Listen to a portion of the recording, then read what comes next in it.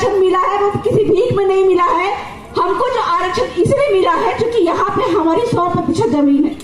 और अगर हमारा आरक्षण जो 100% का आरक्षण है, जो 5वीं अनुसूची के प्रावधान के अनुसार हमको जो आरक्षण प्राप्त, सबको जोहार, जय जोहार, जय आदिवासी, जय हिंद प्रदेश।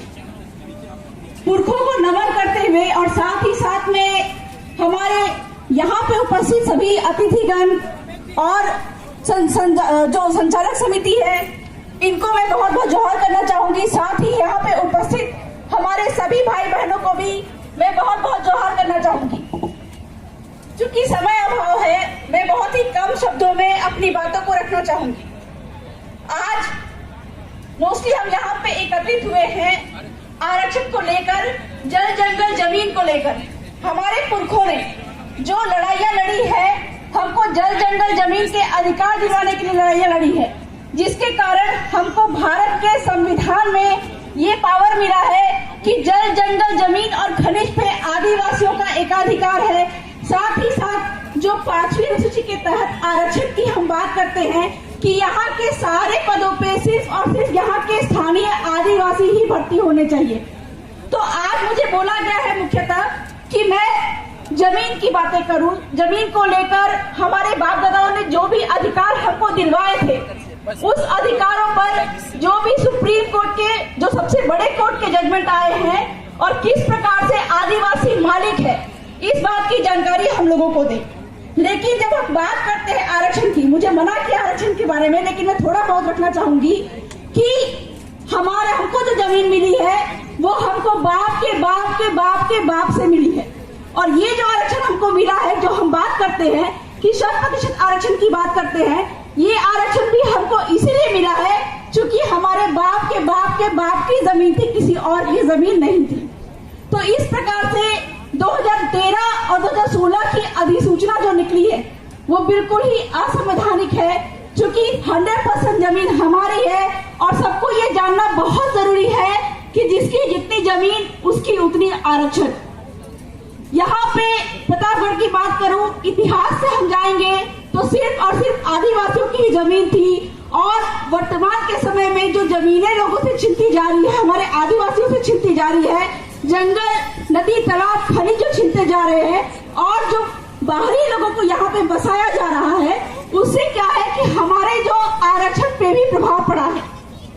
तो वर्ष 2012 में इसी बात को लेकर, चूंकि यहाँ पे 100% जमीनें जो है वो यहाँ के स्थानीय आदिवासियों की है, इसलिए हमको जो आरक्षण मिला है वो किसी भीख में नहीं मिला है।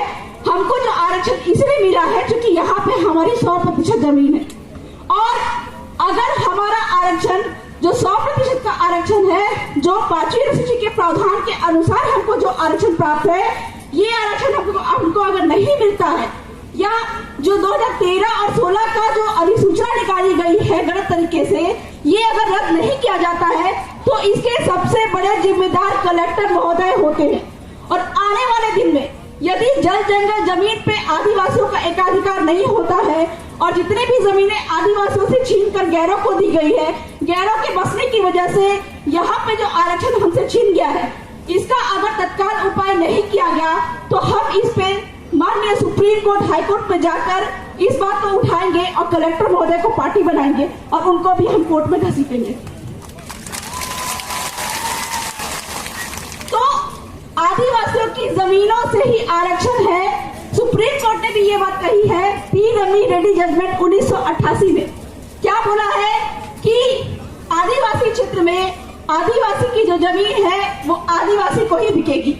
इनफैक्ट यहाँ पे अगर गैर आदिवासियों की भी जमीन है, हमको ये बात समझना पड़ेगा कि गैर आदिवासी की बात हम क्या कर रहे हैं। 1950 के समय में जितने भी आदिवासी यहाँ पे थे, साथ ही साथ हमारे बाप दादाओं ने जिन गैर आदिवासियों को यहाँ पे रखा था, वो तो यहाँ पे रखेंगे। सुप्रीम कोर्ट ये बात कर रही है, वो तो यहाँ पे रहेंगे।